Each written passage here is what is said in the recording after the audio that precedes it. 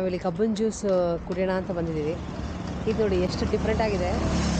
ಗಾಣ ಎತ್ತು ಗಾಣ ಇದು ಮಾಡ್ತಾರೆ ಗೊತ್ತಾ, ಎಣ್ಣೆ ಆ ಥರ ಇಲ್ಲಿ ಮಧ್ಯದಲ್ಲಿ ಕಬ್ಬಿನ ಹಿಟ್ಟು ಜ್ಯೂಸ್ ಮಾಡ್ತಾಯಿದ್ದಾರೆ.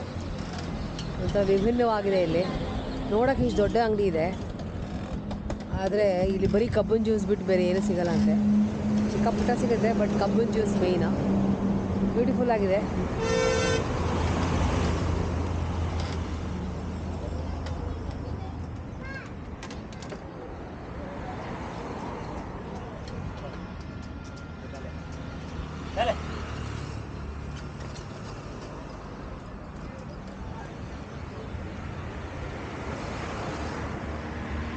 ಮಧ್ಯದಲ್ಲಿ ದಾರಿ ನಿಲ್ಲಿಸಿದ್ದೀವಿ.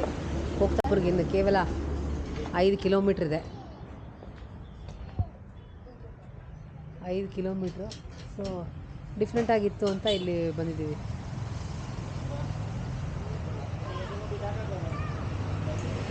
ಹಾಂ,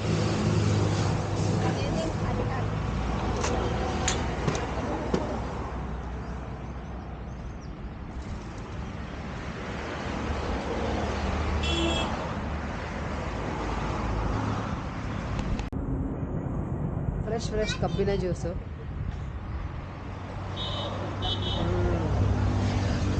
ತುಂಬ ಚೆನ್ನಾಗಿದೆ, ವೆರಿ ರಿಫ್ರೆಶಿಂಗ್. ಬಾ ಮೋನು, ಜ್ಯೂಸ್.